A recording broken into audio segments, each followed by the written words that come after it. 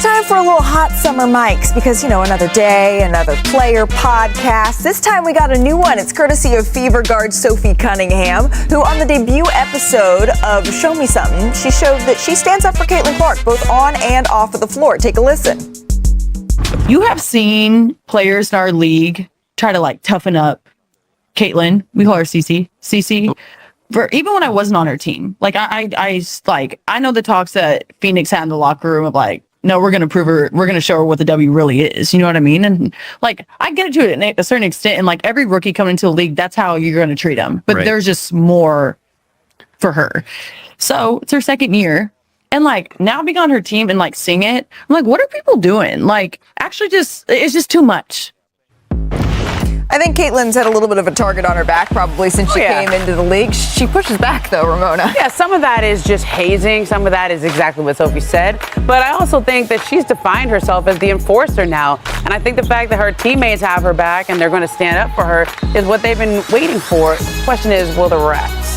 Well, Napheesa dominated on both ends of the court on Wednesday. She scored 16 of her 30 points in the paint. She knocked down 6 free throws, went 2 of 4 from downtown, a complete offensive game, and reminded us all that she's also the defensive player of the year. She held the Liberty to 3 of 14 shooting, 21% as we mentioned, as the closest defender here. You know this, Iman. When two teams who met in the finals see each other for the first time in the regular season, everyone may say, right, that there's nothing extra. It's just a regular season game. The way that these ladies were playing, you know that there was just a little bit extra behind this one. Of course, Ramona Shelburne, Mark Spears here as well. Ramona, Stewie was not available for this game. We're going to see these two teams play 3 more times here over the next couple of weeks. Will we see Stewie for any of them? What is she dealing with exactly? Maybe. She's got a bone bruise in her knee. And from what I understand, this is going to be, as Holly Rose said this on the broadcast last night, weeks, not days. And the expectation from what I'm told, though, is that there's hope that she returns before the playoffs, that she can return to get some time in here.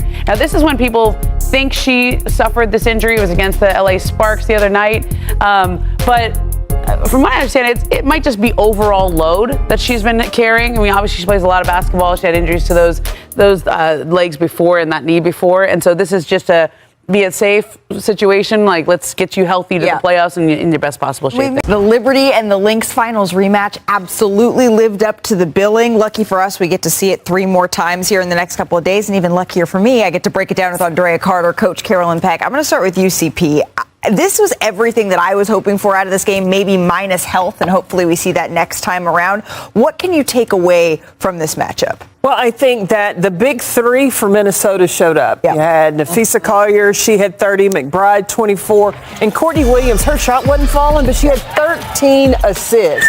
And so I think the ball movement, that's the thing that Minnesota is so good with, is moving the basketball around. They lead the league in assists and gets their offense working, and then defensively never really allowed New York to get into a rhythm. I was really impressed with Courtney Williams because sometimes when you're not shooting well, it can kind of take you out of everything, right? But for her to know her role on this team and still be able to find her teammates, it was incredible. One of my favorite moments, and we've talked about MVP, right? New York goes on this 11-0 run. They cut the lead. And what does Fee do? She gets the ball on the extended elbow and just drives. She's aggressive. She gets the and one. Minnesota knows exactly who they are.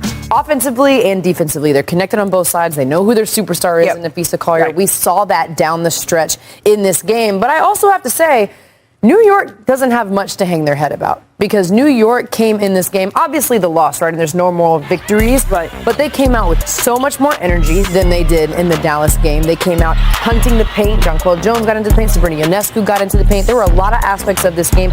15 points off the bench for Isabel Harrison. They're going to get pieces back.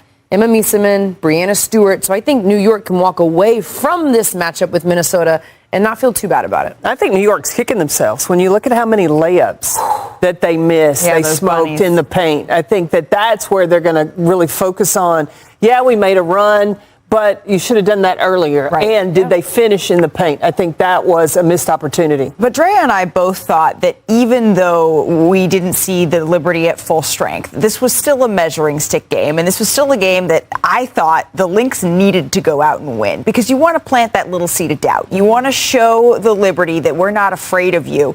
And I wonder, Coach, you weren't quite sold on that after watching this game, how much it clearly meant to the Lynx, even if they weren't saying it. When Courtney Williams made her first bucket, she was letting everybody know about it. I wonder how you think about that now. I don't think that the Lynx were going out with anything to prove. It's a matter of you want to win the series. And when you take that first one, you're to the advantage. And understand, when you go to New York, they're going to have that extra motivation. So you got to get that one at home. That was the most important thing. I'm also so interested because I see this both ways. New York is adding pieces, right? They get Breanna Stewart back, obviously, when she's healthy and good to go. They're getting Emma Meesseman back. But when I think about some of the potential lineups that they're going to have to face against Minnesota, this game is so fast. Yeah. Like, you have to have chemistry on the defensive end especially, and I'm curious to see if New York is going to have enough time to get the chemistry with the new pieces to compete with the speed that Minnesota plays with.